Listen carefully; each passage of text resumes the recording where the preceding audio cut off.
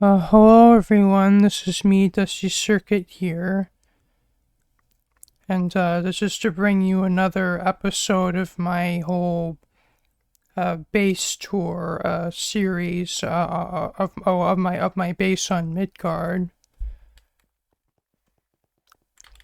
So before we go to what I originally intended this video to be about, there's one thing I actually want to show you, although you just got a glimpse of it.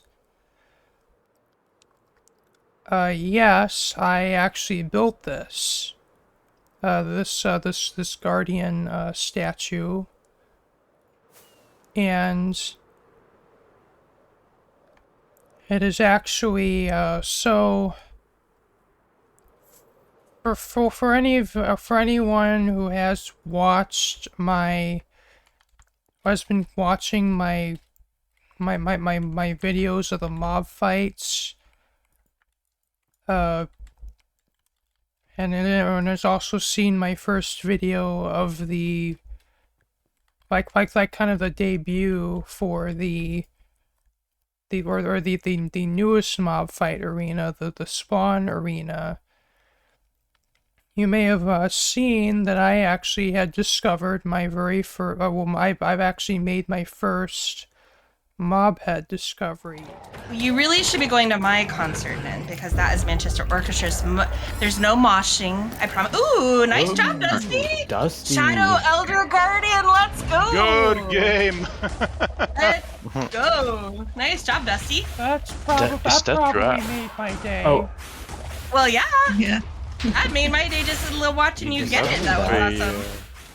Well, for anyone kind of largely just tuning in or is just kind of new to this Skade community that I'm playing on and making videos about, we have so Skade has a mob head like plugin, so it's like where like mobs have a chance to drop heads.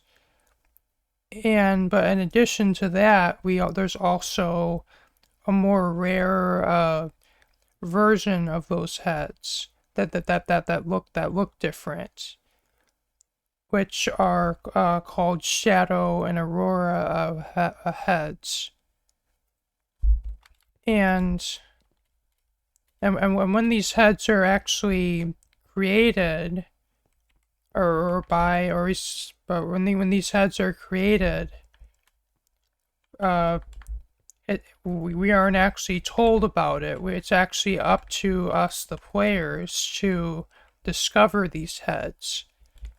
And whenever a player actually, and what counts by, and what is considered a discovery of a head is when a player when a player basically obtains that head for the very obtains the very first copy of that head. I guess let's just say that, and basically any player that discovers a head, it's actually I believe they get I believe it's called a discovery sword as a reward, and that mob head is also goes into the head museum, and is also has a sign with the name of the player that discovered that head.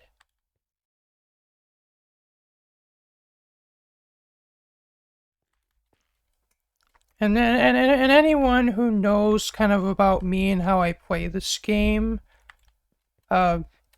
mob heads collecting, I'm not really, I don't really go out of my way to do it, but I do take advantage of the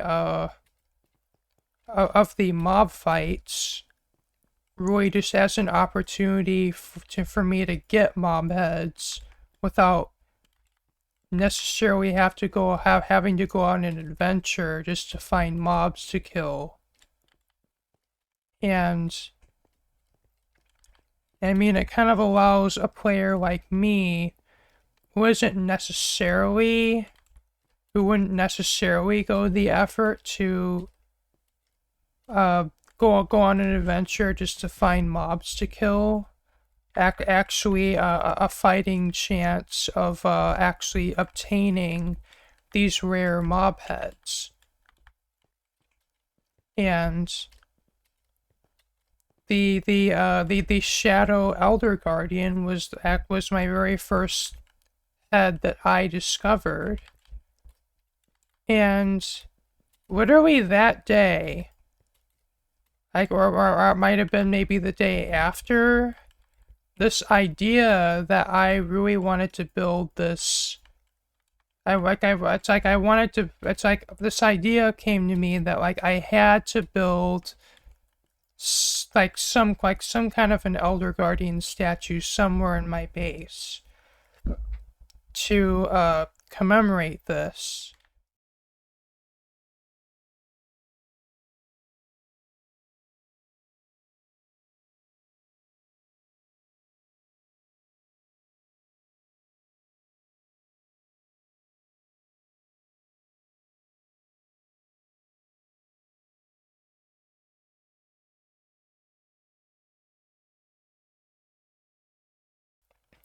And I thought, well, I have a Guardian farm, which, for most of its existence, I've never even done anything, like, cosmetically with that Guardian farm. Like, it's really just, for most of the time it existed, it was just literally a glass box with, sea lanterns, on the outside of it, or kind of on the corners of it. And it didn't even have a roof on top of it most of the time. And I guess I just thought, well, now's finally the time maybe to actually decorate that my Guardian farm. And though I'm generally the kind of player who goes for, like, especially with farms, function over form. But, I mean, especially if a farm is part of my base, I would like that farm to at least look somewhat, attractive. And actually look like it's an integral part of my base and actually be pleasing to look at, as opposed to literally just a box and nothing else to it. So that's kind of largely where this Elder Guardian, or this Shadow Elder Guardian statue comes in. Not only to commemorate my first head discovery, but also to kind of serve as that decoration. For otherwise what would be a just a box, and also if my base is to be viewed on mini maps or Minecraft maps. There could be a part of it that would look more interesting.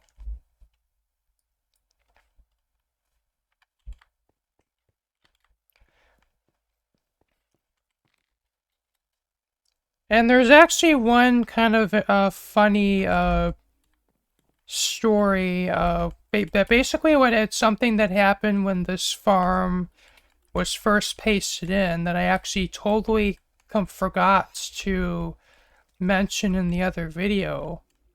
So when this farm was pasted in by Blue, I guess I didn't actually go into the ocean monument to kill the Elder Guardians first. And so when when Blue pasted this in, I guess it didn't actually get rid of the Elder Guardians, and so the Elder Guardians just we're basically like inside this farm, or we're basically all of the water that's underneath these that's underneath these water streams is like soul sand bubble columns. Basically, like as soon as this farm was pasted in, those elder guardians literally like went up to the top and literally went down these water canals, just with the rest of the guardians, and then like I went to the killing chamber like after Blue had pasted the farm in, and I had seen like elder guardians inside the killing chamber, which is just hilarious. And I'm actually kind of surprised they even were able to fit through, they were even able to fit through here, but I guess the streams were just, the canals were, I guess, were just wide enough for them to fit through.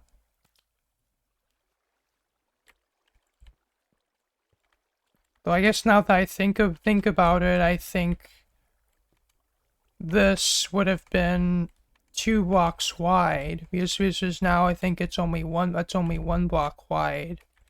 So the elder guardians wouldn't be able to fit through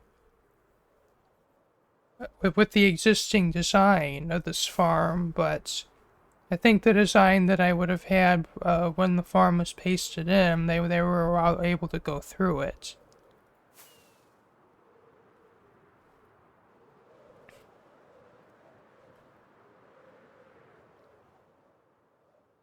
Though I guess while we're on the surface, this island here was actually the very first. This was my very first portal right here. So when I first got my portal room, like this was the very first portal I made on Midgard, and so it's like, so when Midgard was first opened, we think we all got, I think it would have been 2 weeks of fly, so that we could just explore the world, looking for places to have our builds pasted in from the old server. And this wasn't, I think, the first ocean that I found, but I think I would have found an ocean that was smaller than this one, and then I just kind of kept looking until I discovered this ocean, which I think is like double the size of the ocean that I had built my base in on the old server. So it just seemed like a no-brainer to me to claim this area, though there's one thing about this area that makes me kind of regret building a base here, and that is that there are so many of these ocean monuments around. And the reason that's a problem is I can't build any of my large farms next to them, because I actually asked the farm team, would it be a problem for me to have one of my farms within render distance of an ocean monument, and they said yes, that would be a concern. So that kind of leaves me with the problem of, well, what do I do about that? So part of the reason I drained this one, and I plan to drain these other 2, is really just to eliminate, basically prevent guardians from spawning there, but also Just because my base is mostly underwater, it doesn't show up on a Minecraft map. And part of me kind of wants to have a feature of my base that will show up on a map.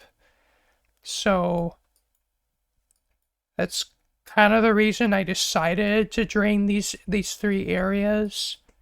Though that also leaves kind of some asymmetry going on, where I will have 3 drained areas, but then this guardian farm over here. And I thought about actually maybe building maybe a circle that's maybe a little smaller than these 3. I don't know, maybe out to here. Like, I built a circle that is maybe about this big or so, and then just drain that. But I'm gonna have to think more about that. And I haven't just really decided what I want to fully do with that yet.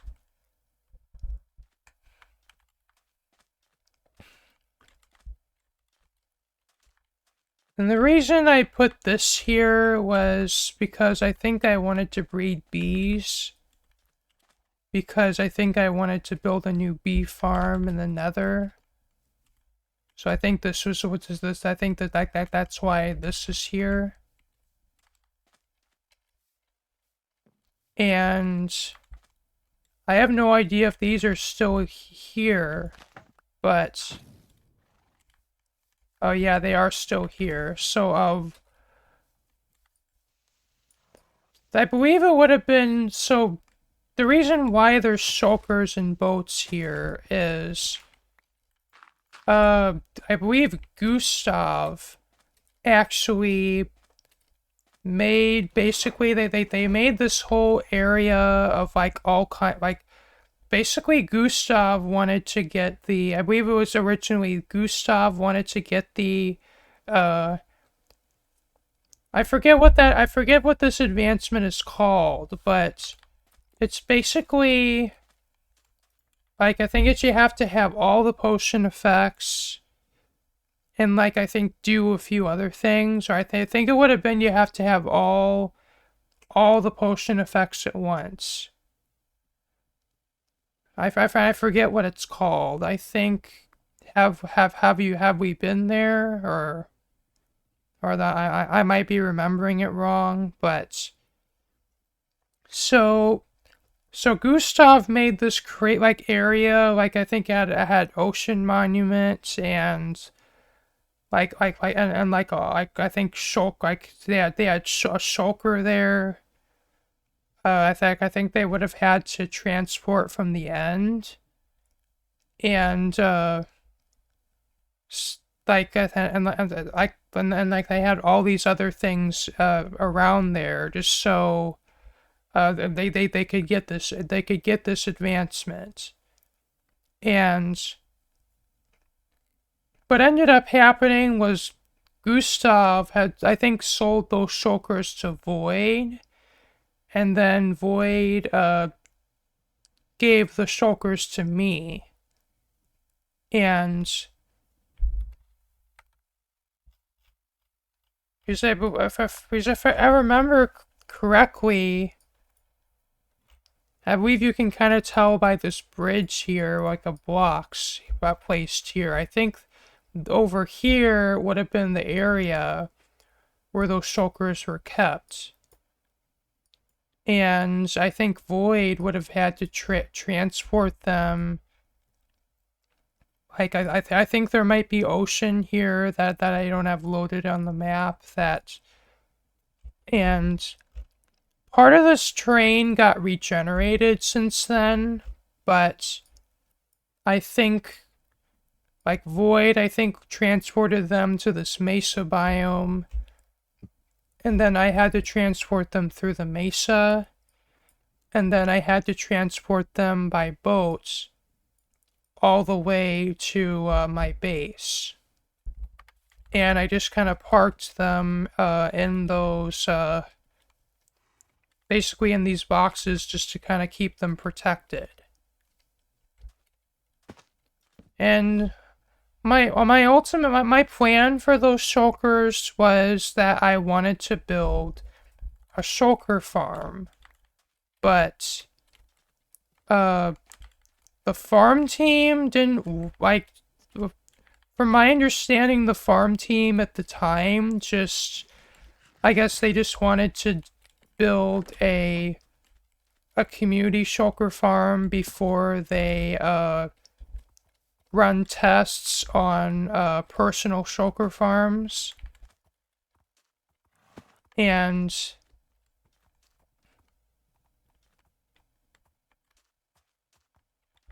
I mean, really, my understanding with that is just,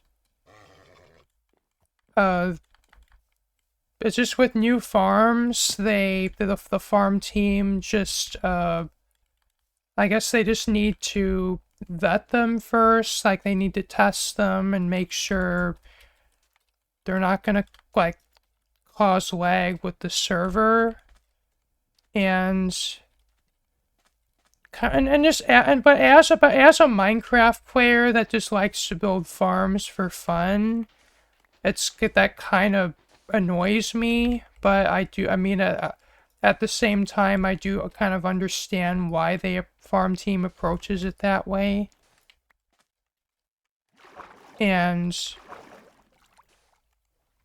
it's really just largely for that reason, if more than anything else, is why I don't have a lot of the new farms built.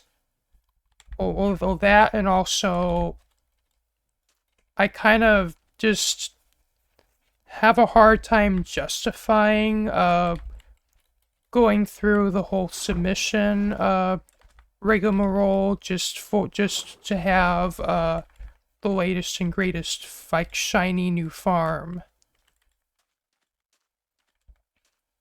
But there are, like, of all the farms that were added, or at least made possible by the additions in 1.18 or 1.17 up to the latest, up to the latest version currently.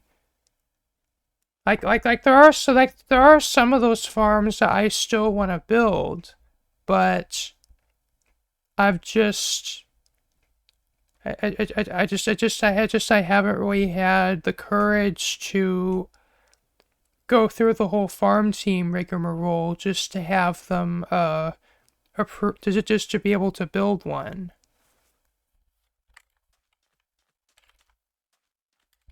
And I guess just as soon as the community shulker farm was finished, I guess I just never really needed to build my own because, like, unlike firework rockets, shulker, when you make shulker boxes, they are not consumed. They're not a consumed item. They're not an item you consume. So like, when I have enough shulkers boxes to fill up the storage silo of my farm, I'm not really going to need more of them. So I just kind of haven't really seen much of a point to, or just kind of for that reason, I don't really have much of a need to submit my own shulker farm, and I'm also kind of the same way about submitting an iron farm. But when I build my end base, I do plan on actually building a shulker farm as one of the farms that will be integral to that base. I don't know why these horses like to follow me. It seems rather strange. I don't know, maybe I'm holding carrots. Maybe that's why.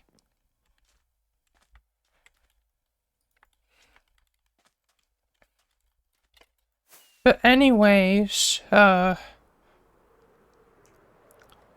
I guess there's one more thing, of kind of about the surface of my base that I can talk about. So, when, BJ, Horton, or Brad actually, came to Skade, and they had their base pasted in, I believe they would have asked me, are you okay with me having my base here at first? And then I just said yes at the time, but I didn't know where their base actually was. But one day I just kind of one day not too long after, I just went around and exploring my area around my base, and then I discovered where their base was pasted, and like this, and it was put right here, and this was not here when I had my base pasted over here. And so after I found this out, I was a little kind of in shock, but I decided to kind of just have a talk with Brad, and I asked if they wanted to move, and I kind of forget like what their response to that question was, but uh but then I kind of thought about it, and I figured that like I guess I wouldn't necessarily mind having them as a neighbor, so long as they keep to so long as they keep to a certain territory, like that's more or less on the edge of my territory, and I keep to my own territory. As far as building is concerned. And but I haven't really like talked with I haven't really spent a ton of time with Brad, but I know them enough that they do very much respect that we could handle being neighbors, like, or being base neighbors, that but we can share, like they get their own territory over here, and I get my territory that's basically most of this ocean. And then both me and Brad actually agree on this, and I think at one point they actually, I believe at one point I may have even pitched the idea of like making a tunnel in between our bases, and they actually liked that. They actually were that they actually didn't they actually kind of liked that idea. But it's actually not just Brad. It's not just Brad's area. I believe it's also part of it is belongs to Nars.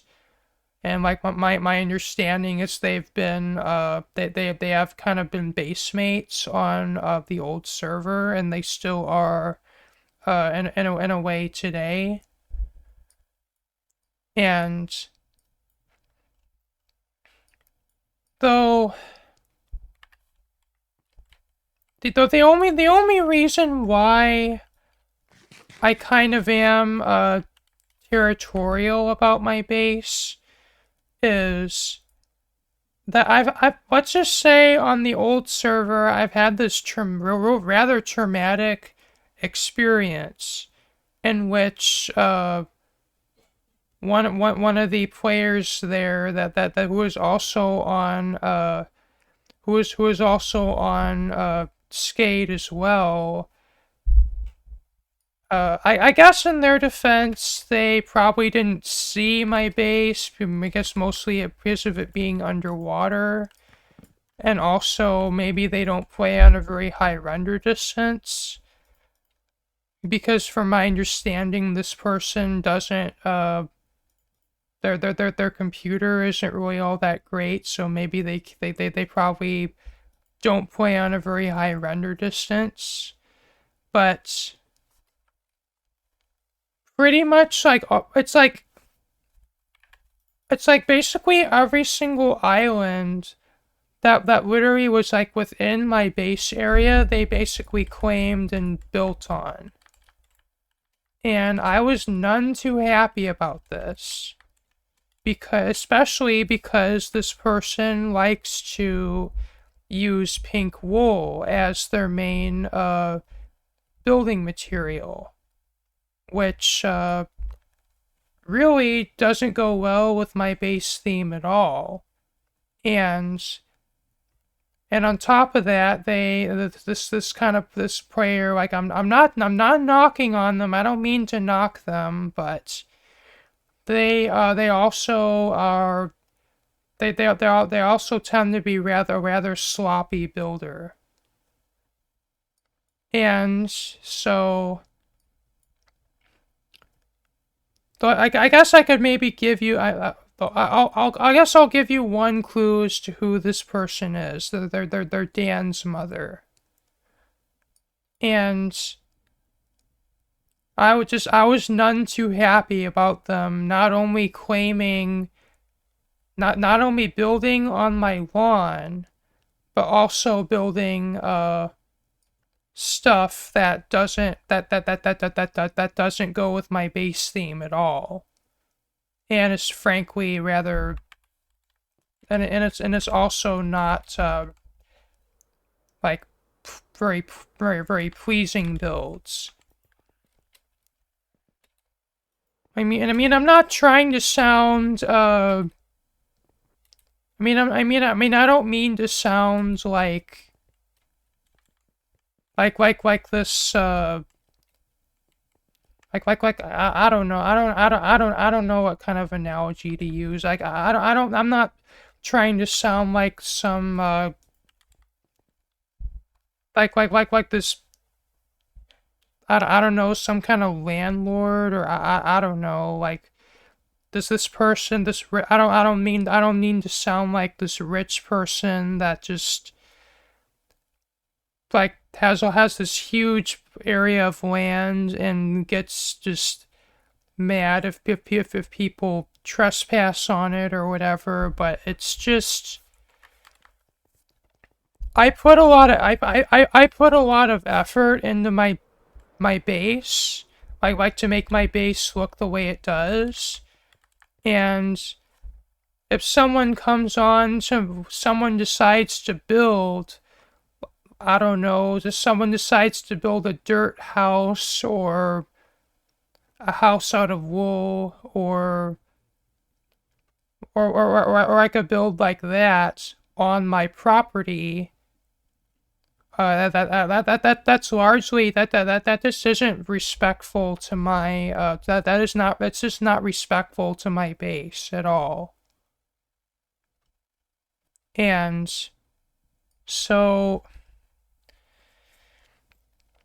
and what really sucked about this was this player also being they were in a time zone, and them being in that time zone meant that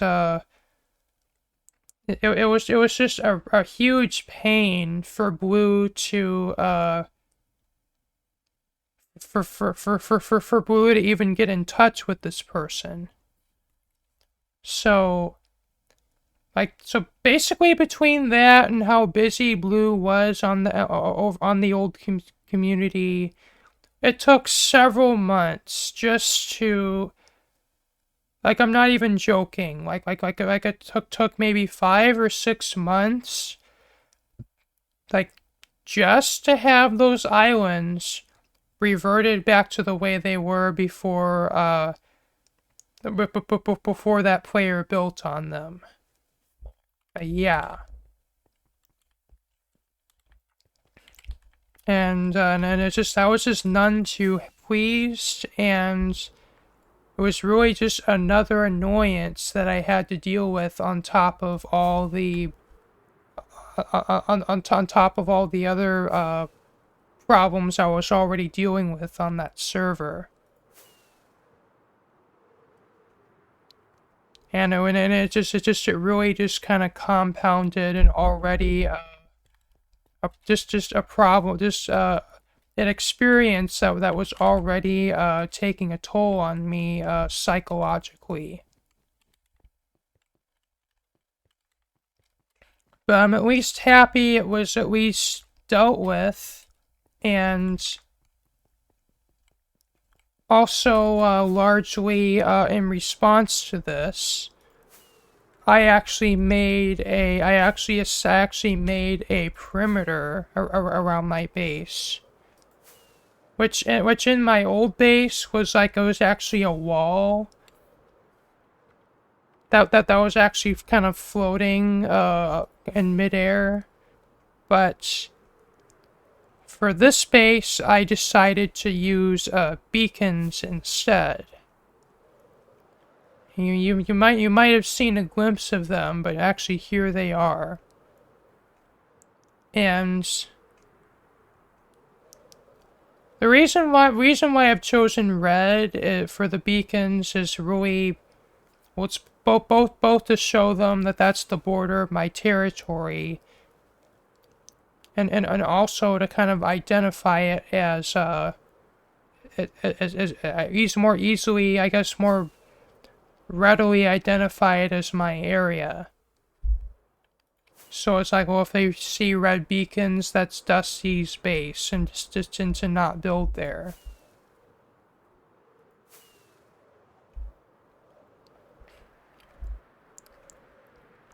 And blue actually very much supports that, and has told me that, well, if she finds if anyone building with inside that area, she will she will remove the builds for me, which is really nice of her. And it's just, the thing is, I generally prefer players not build inside that area, though Brad is kind of the exception, because, well, they had asked me if they wanted to build, if they want their base there, and without even, like, looking at the surrounding area, I said, sure, you can. And but I said that before I realized where the base was. And kind of, I just figured at that point it was too late to tell them to move. And really, if anything, I trust Brad more than that other player to respect my territory.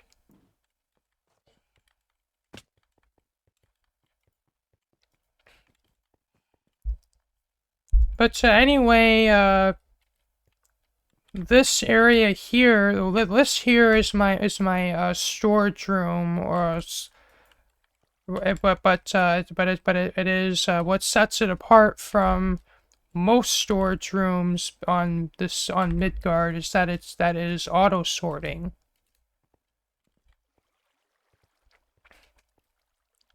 And yes, I did actually submit to Farm Team to have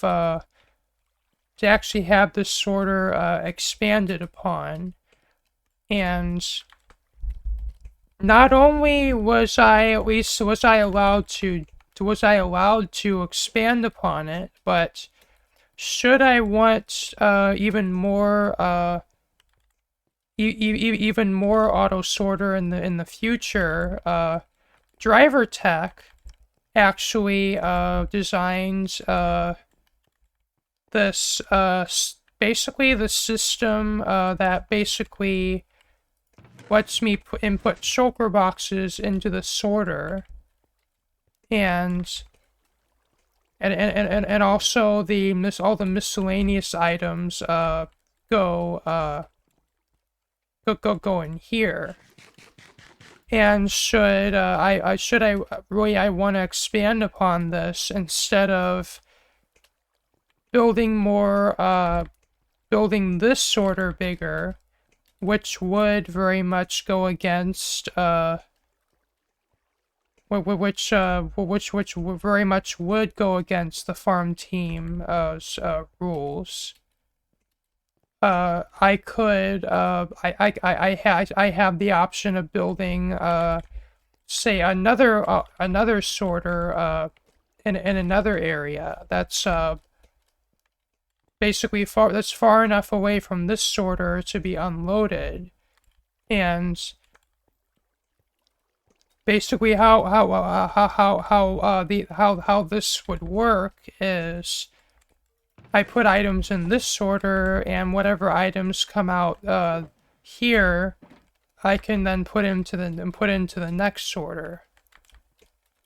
Which really just a way. It's like I really appreciate it when the farm team actually come up with alternative solutions to just especially very difficult problems. And I really think the farm team outdid themselves on this one. And yeah. And the reason I chose the design I did for my auto sorter is it's basically for each module, and basically each column of chests is a module. And so each module of this uses, I believe, only 8 hoppers, which is really the lowest hopper count of any multi-item sorter that I've seen. And so it just kind of makes sense to actually go with this design, as really hoppers are, at least from my understanding, hoppers are like the main the biggest concern that the farm team has with item sorters. Like the main reason that they limit the size of item sorters is a hopper count.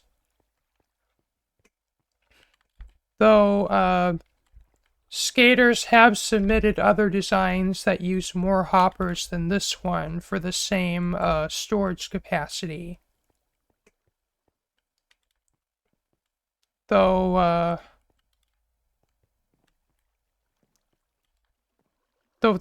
I haven't really heard anything about those designs passing, at least yet.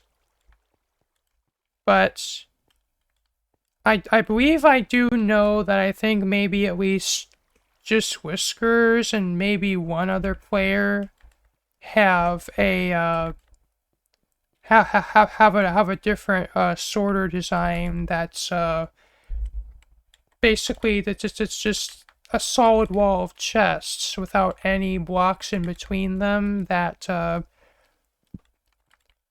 that uses more hoppers than this design for a given number of chests. And really what sets this sorter apart, well, for multi-item sorters in general, apart from the more traditional type of item sorter is all the sorting takes place in the chests. Though I guess one exception to that is the categorizer reloaded. I forget who who that one is by, but I'll post it and I'll put it in here in post.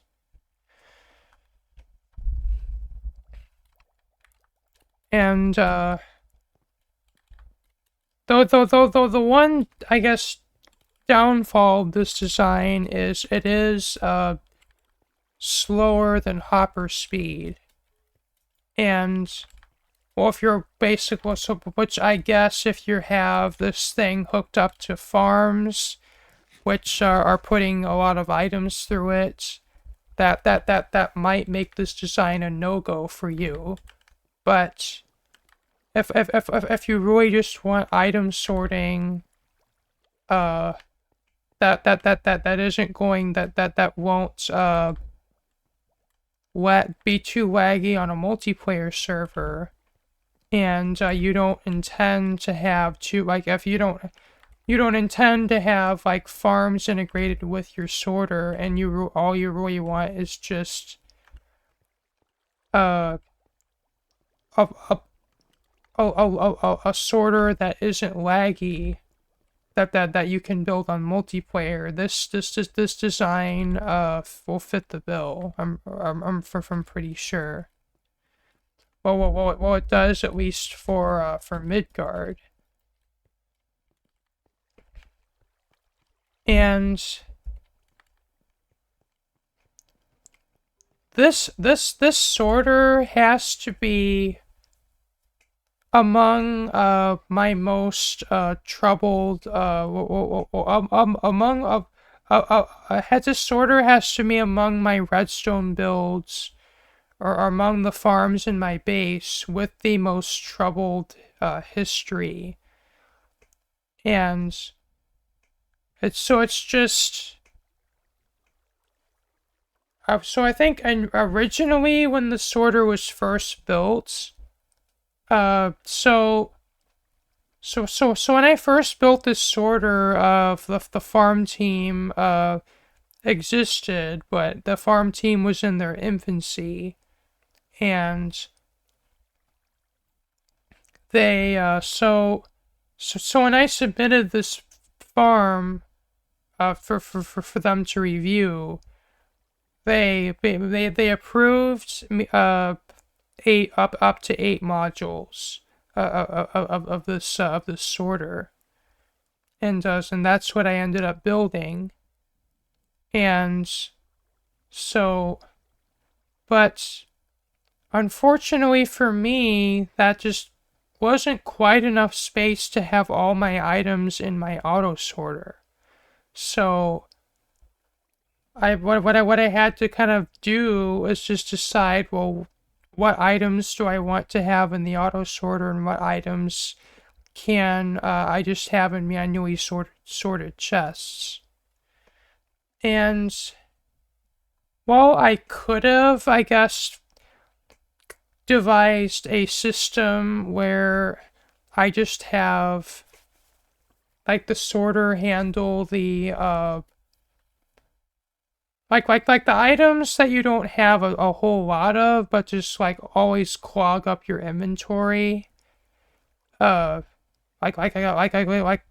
things like carpets, or different different types of blocks, or crops, or just all kinds of different all these different items that often clog up your inventory, but you may only have at most a stack of each of those items. I could have had the sorter handle those items, and things like cobblestone and sand that you just have a ton of in your inventory. I could just have those be manually sorted.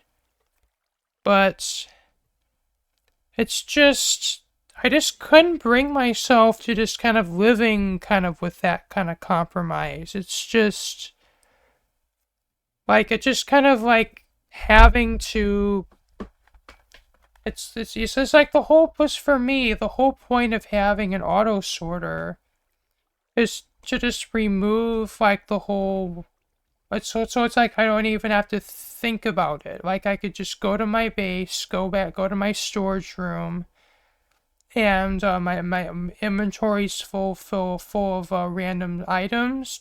I'll just dump all that stuff in the input chest and let the sorter do the work for me. And well, if I have to decide, if I have to go, these items can be sorted. These items can't be sorted. Uh, like if I have to constantly do that, then that requires me to like use it requires me to use some of my brain power to do that. And uh and it's just while still having the sorter, even if it wasn't big enough for all my items, I guess it was still better than not having a sorter at all.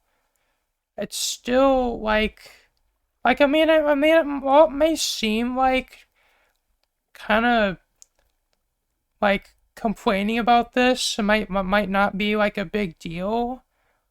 Well, it's kind of just like, you know, I'm trying to come up with an analogy to explain this, but it's like,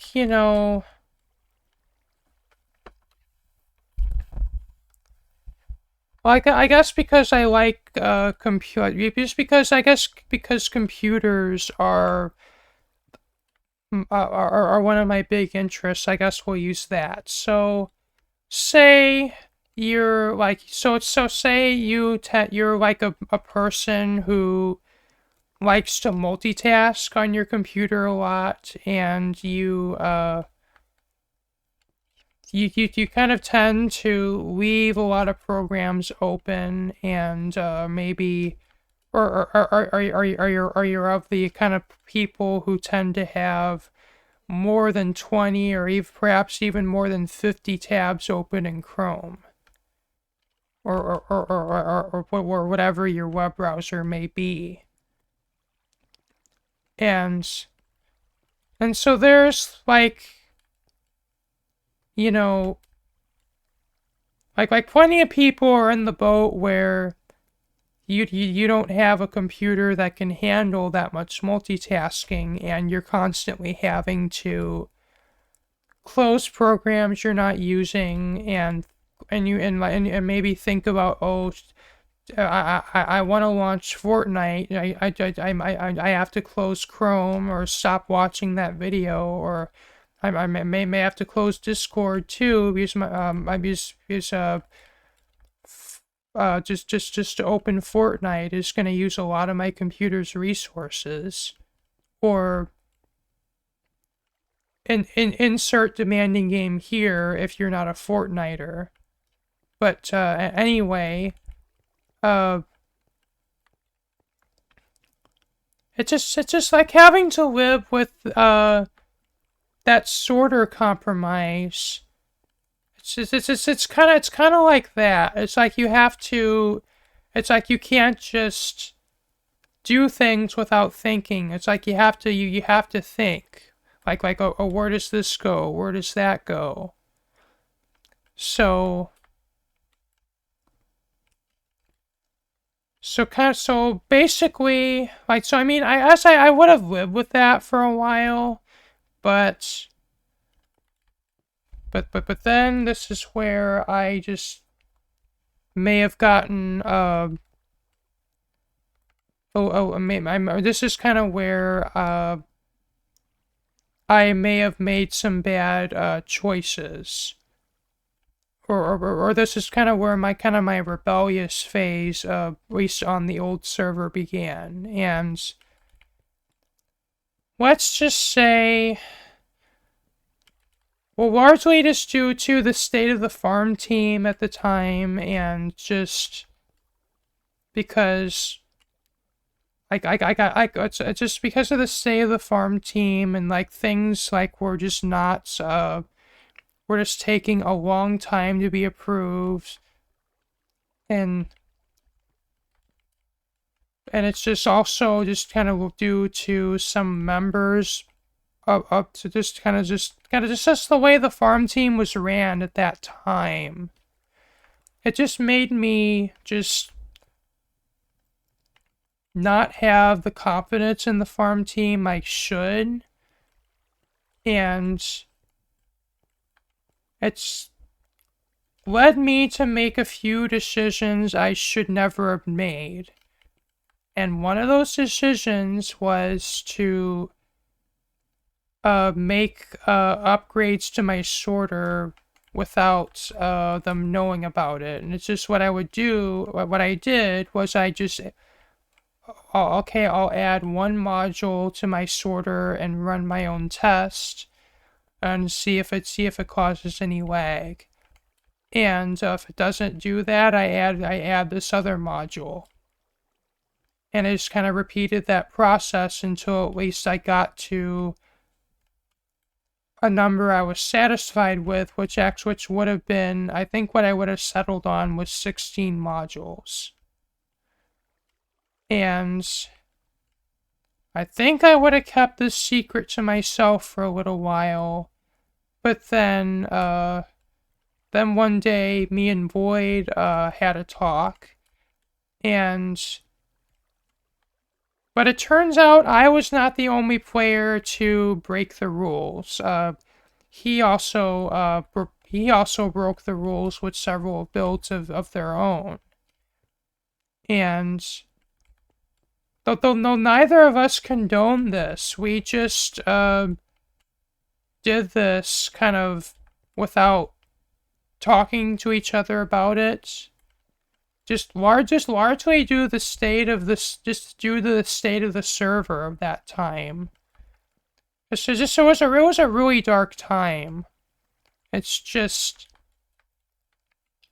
so some of us were just kind of compelled to do things that we shouldn't have done, and that really is kind of a way, like, it's really just kind of a way of backstabbing the farm team. And it's so, but eventually it just got to a point where both me and Void had to confess, or else this problem would only get worse. And so me and Void kind of had kind of an intense discussion together about, well, what we're gonna, how are we gonna approach Blue. And I think we would have talked to Blue, or I think individually. Like, I think Void talked to Blue individually about their stuff, and then I would individually talk to Blue about my own stuff for my own farms. And then this would have led to basically a shakedown where a bunch of my farms I had to stop using until farm team could inspect them and determine what the fate of these farms should be. So this is really getting long-winded, but basically it meant for a time a lot of my farms, including this auto sorter, I couldn't use. So I mean, it was really kind of a bad time to be on ACO, and it's just,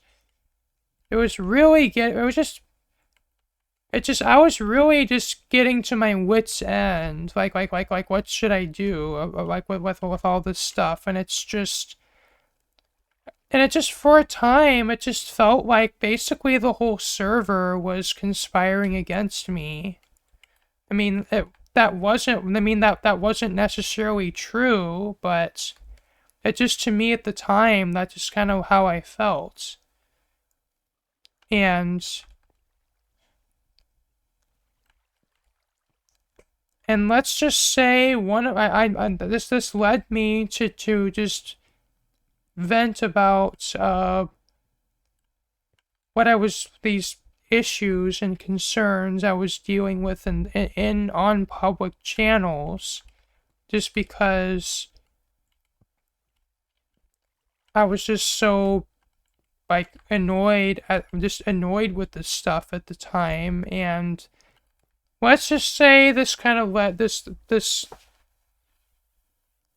caused me to this let's just say this led to a few repercussions. One of those being me being removed from the farm team. And that's something that's still true today. And I've talked to Blue, like, should I be back in the farm team? And she thinks that I shouldn't be, largely because what the farm team does is would very much be a job to me, and not necessarily something that I would enjoy doing. And kind of after having that talk with Blue, I very much agreed, but at the same time, I had the concern, well, who's going to take my place? But from my understanding, just Whiskers is largely the replacement for me on the farm team, and I feel like they're very much a good replacement for me. They do a good job of testing players' farms, including mine, and they have a decent, and they have a pretty good understanding of farms and Redstone, and are even willing to design their own farms and even make improvements to players' farms that they've submitted. And I very much, and because of JW being on the farm team, I no longer have desire to return to the farm team, because I feel like they are a worthy replacement of me on the farm team. And yeah, I didn't mean this video to necessarily be a deep delve into my history, especially on the old server, but I guess here we are. And but anyway, that was then. This is now, and I believe I actually had to approach Blue about how I would do like that I would do the submission for my sorter to be upgraded, but me and Blue were able to talk about this pretty well, and that more than likely the farm team won't deny it straight away, but they will just they will probably determine a plan A, a plan B, and a plan C as for what they'll approve for me. And it turns out that the plan A actually was the one that was approved, and I was able to basically get all what I wanted. And in fact, I even got a little more than what I wanted because of driver tech including that shulker box loader and shulker box unloader with the submission.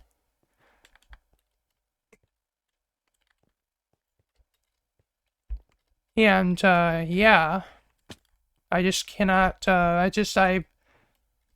Basically I went from a non-ideal situation to an ideal one solely because of the transition of solely because of the server transition. And if that's if that's not a testament to how much better of a server skate is to the old server, I don't think I can come up with a better one. And yeah. So and this here is my auto smelter. And this would have this would have actually gone through several different design changes.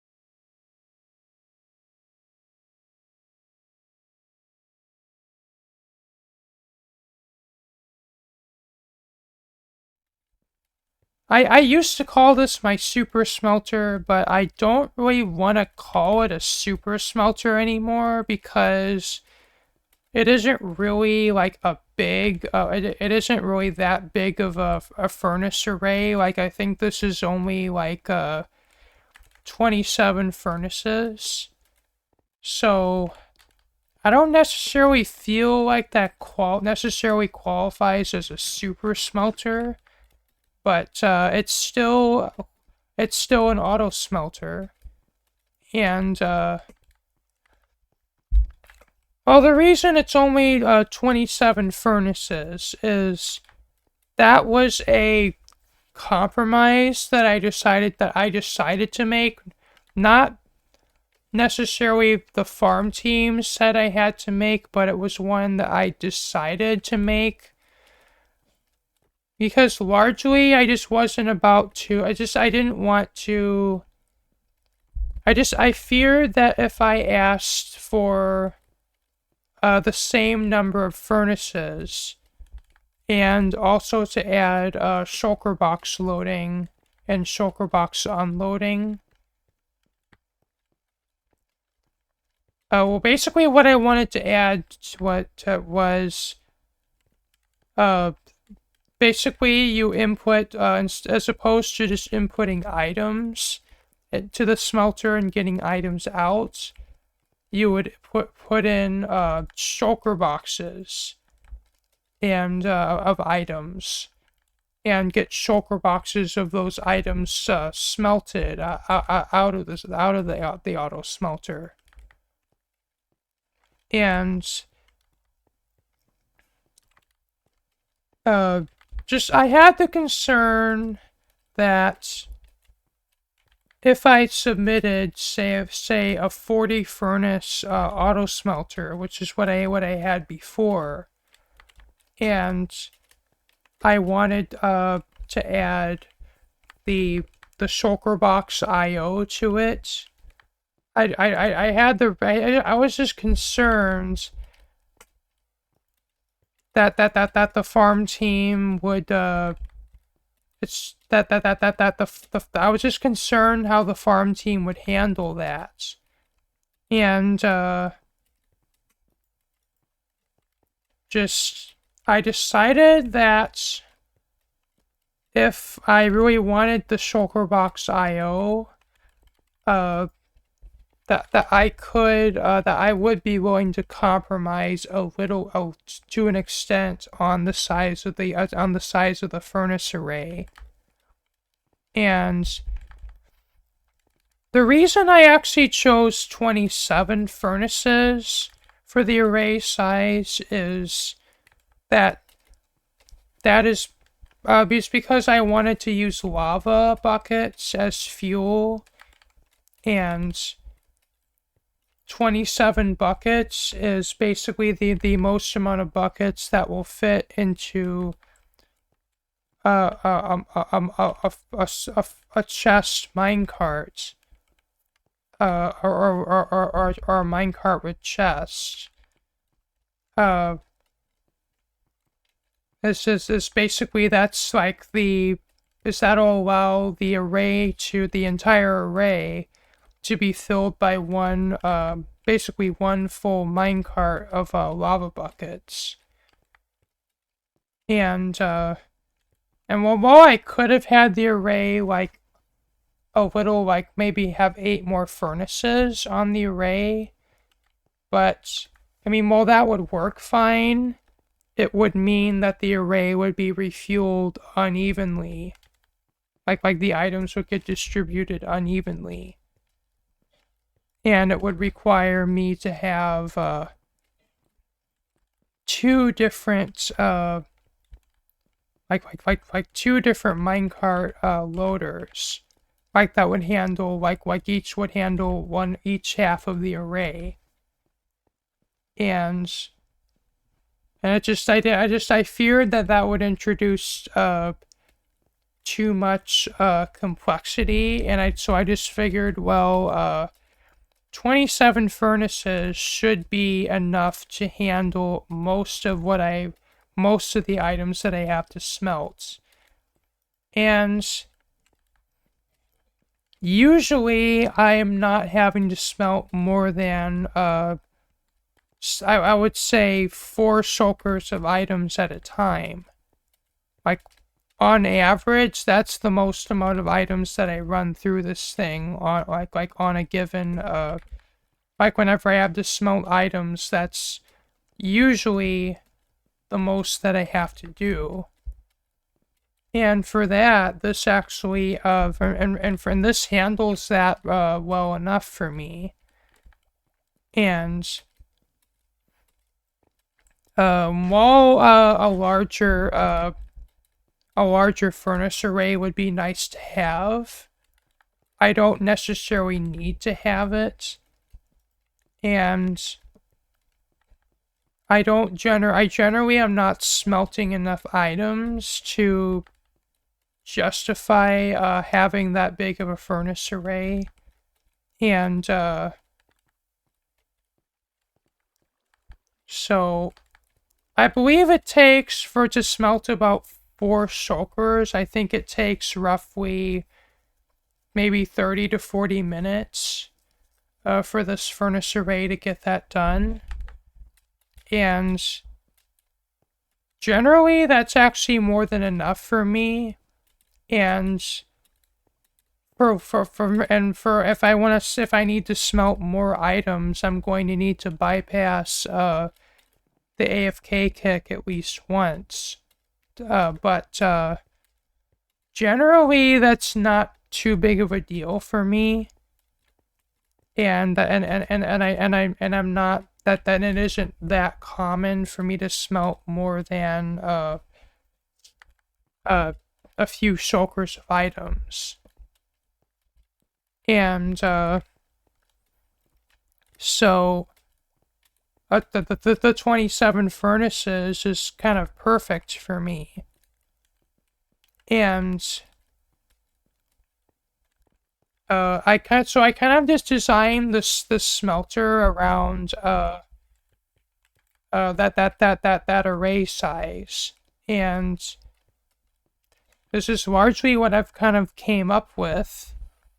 And I believe the design for the the unloader and the loader for the shulker boxes I would have borrowed from another smelter design that was way larger than this one. And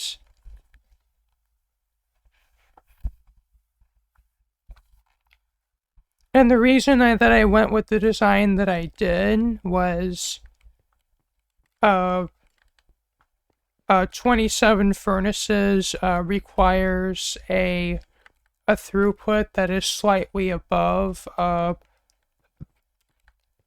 that is slightly above what hoppers can manage, or at least a single stream of hoppers can manage.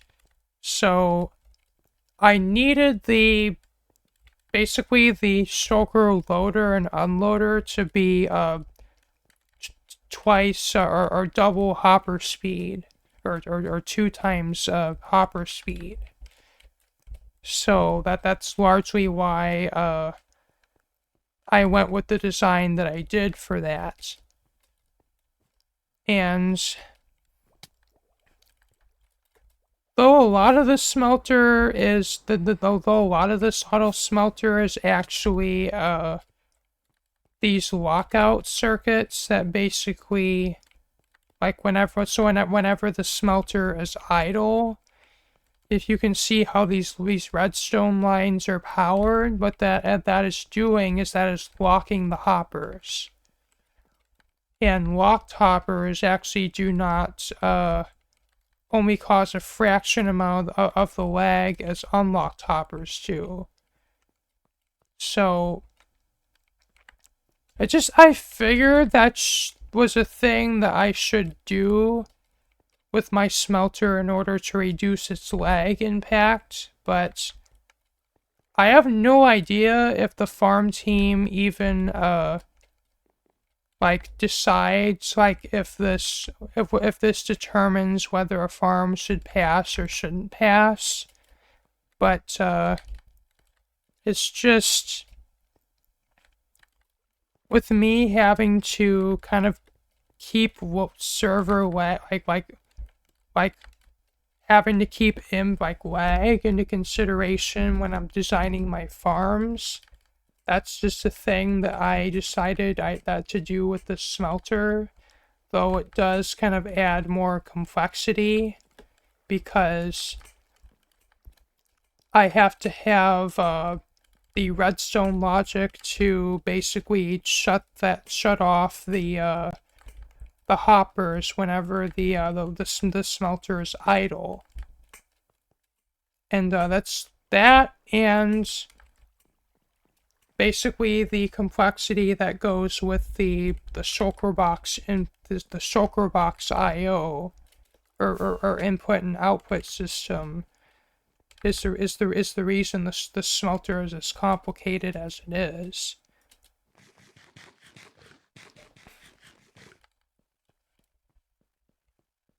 And this over here with with the redstone lamps is actually a fuel level indicator that basically what it's doing is I just have these comparator lines going from basically I'm measuring either ends, I think this chest and this chest basically at both ends of the array. And then I'm just taking those into this comparator logic that is, I think basically, what it does is whatever the lesser of those two values is what goes on the display here. And it just kind of implies that whatever chest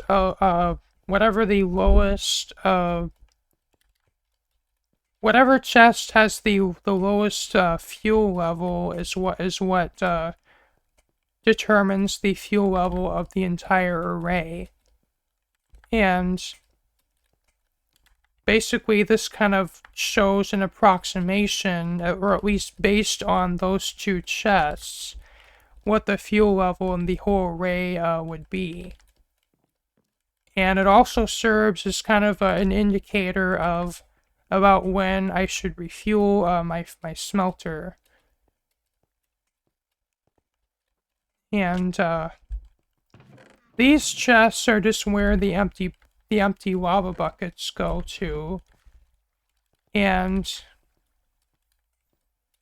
so when I first built this smelter area,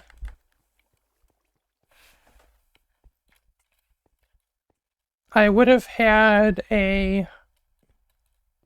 basically like this over here. I actually would have had a big tree farm here. That would have been to grow the giant like 2x2 spruce trees. And I think I would have used that. I would have used the wood from that to make charcoal, which is how I would have fueled my smelter originally. But unfortunately, the tree plugin had to be removed for one reason or another. I think it ended up getting broken, or I forget the exact reason why it had to be removed, but it had to be removed, and from my understanding, and it was, and it could not, and even to this day, we couldn't replace it with another plugin. So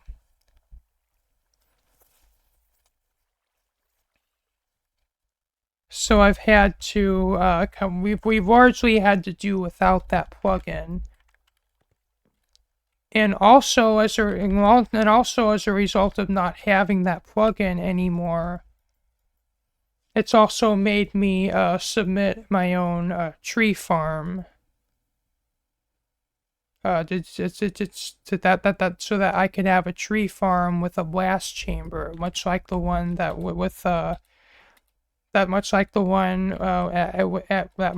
at my concrete maker. And this video is really getting long, so I'll be ending it shortly, but I want to cover one more area, and that is this area here, which is actually my lava farm. And really the purpose this farm serves is to be an unlimited fuel source for my auto smelter. And so really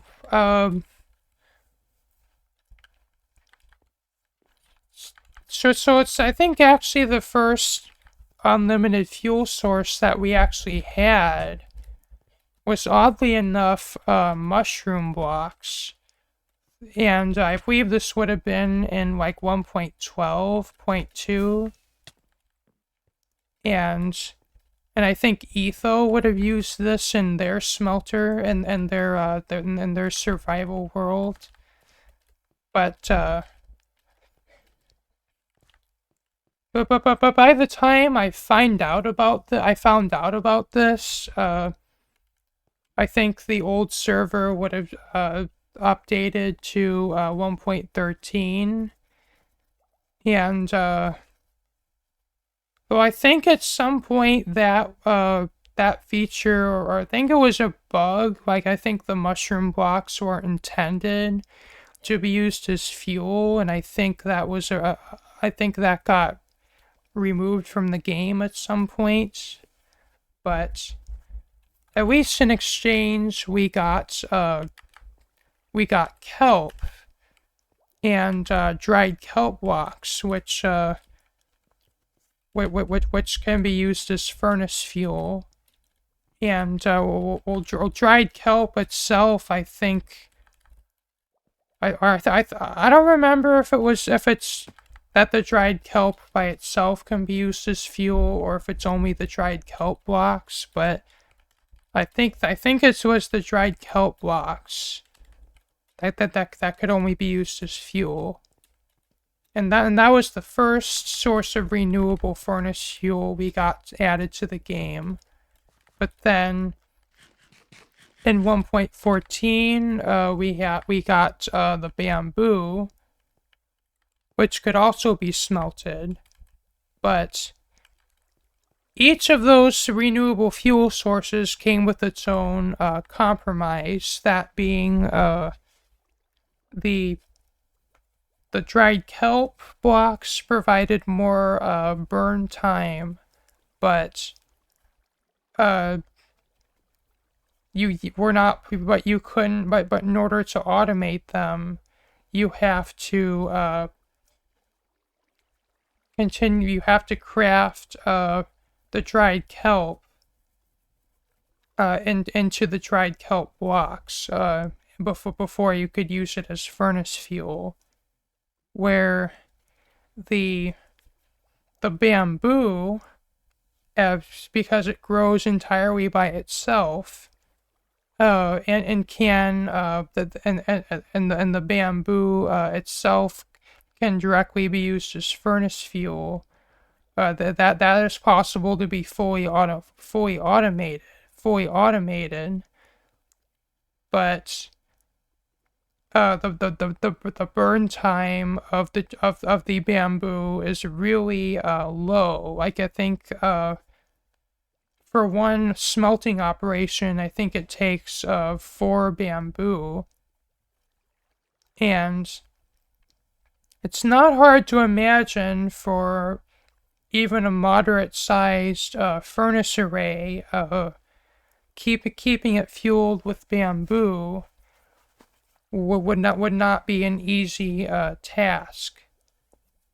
So I think for a time I decided on just using dried kelp blocks as furnace fuel, and then when we got lava farms, I decided that I would replace that as my fuel source. And I believe this wasn't the original design I would have gone with. I think for this lava farm, I would have originally gone with basically like where the cauldrons were just kind of going around and basically in a piston feed tape loop, and then there would just be lava and stalactites placed above that. But eventually I moved to this design, which is really just a slightly modified, a kind of a modified version of a design by El Mango. And really the only reason I modified their design was it was larger than this, and I just figured that farm team would not let me have a lava farm that was that big, or at least had that many cauldrons and stalactites. So I just set out to modify that farm and kind of make it smaller. And this is largely what I was able to come up with. And I can't be happier with this farm. And I think I believe this farm actually, I think, gives me double the rates of the other farm, and I think is actually more than good enough to I think this is actually more than enough to keep up with the fuel of my smelter, which also means that I could also use this farm for other purposes as well. And I think part of the reason why I wanted this farm was to provide lava for me to build my map art for my shop, is because you could use lava as basically as red background for map arts, and I chose to use that to make the red letters on basically my map art for my shop banner, and that's what I decided to do. And and down here is basically just a shulker box loader for the lava farm, or for me to basically have shulkers full of lava buckets ready to put into the smelter, or the auto smelter. And this over here is a obsidian farm. So basically what you would do is put you could put shulkers of lava buckets in that chest up top, and empty shulkers would go in here, and then the machine would just place I think would just place the lava buckets, and I think in here is a water source. And I guess because this is a waterlogged block, and the lava is touching water, I guess, as far as the game is concerned, so the lava quickly becomes obsidian, and then I just have to break that obsidian, and then the obsidian gets collected and goes in here, and then that observer gets a block update, and it dispenses the next lava bucket in there, and then you'd have, then I would that basically creates an auto obsidian farm, which I don't really use that often, but at least it's nice to have it. And I figured, well, since I already have a lava farm here, why not also have an obsidian farm over here? And very much the reason this farm is separated from my auto smelter is the farm team demanded that I do this. And originally I wanted to have my lava farm next to my auto smelter, but the farm team just wasn't having that, so that's what I had to do. But over here is actually a stone generator and a basalt generator that I actually no longer use because they have been replaced by my concrete maker. Or at least, so if I want stone, I can just turn on the cobble generator that's part of my concrete maker, and I can just run it through my auto smelter.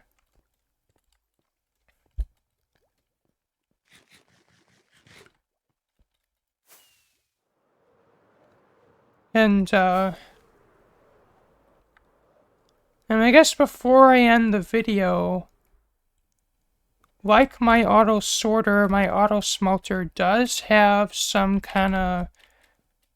dark history behind it. And originally, so it's like I submitted a design to build here that did pass, but let's just say that I think Maestro at the time was working on an auto smelter that had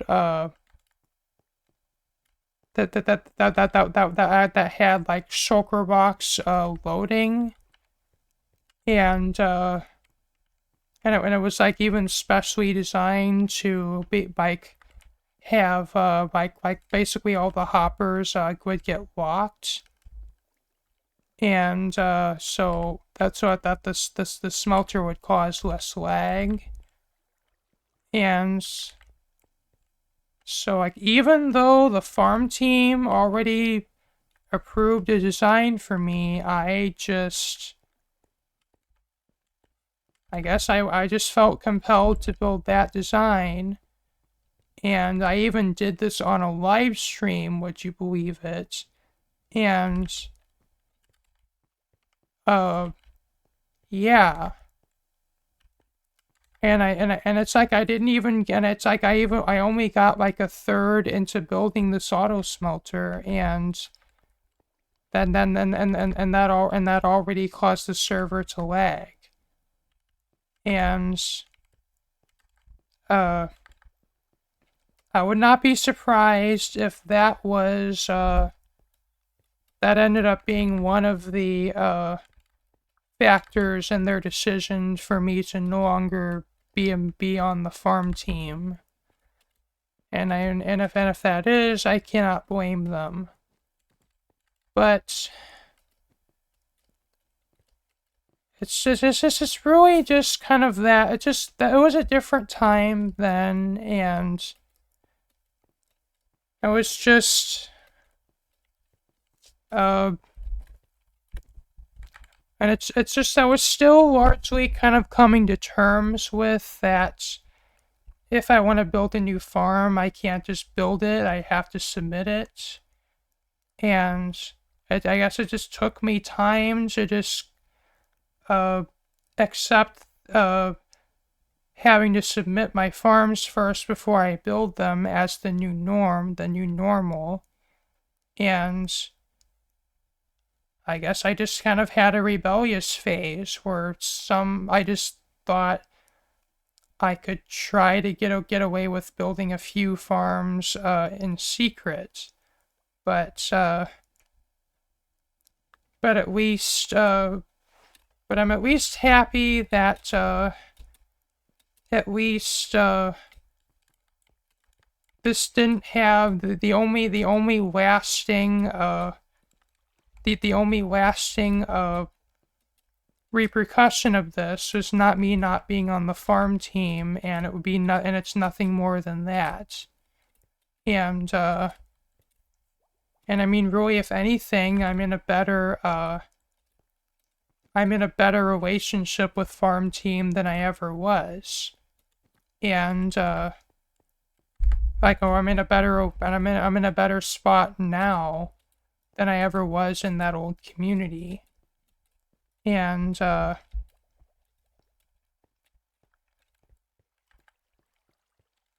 so, well, the reason I'm ending this video here is I've been recording for an hour and a half, and my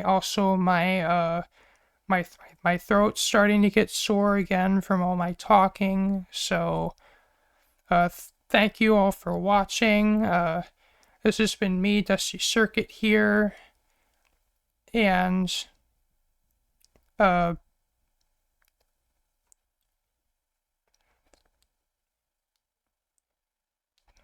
thank you for watching. This has been me, Dusty Circuit here. If you liked what you saw, remember to leave a like, comment, share, and subscribe. And if you want to see my next videos, be sure to hit the bell for notifications. Or be sure to hit the bell for notifications. And this is Dusty signing off. And peace out. Bye.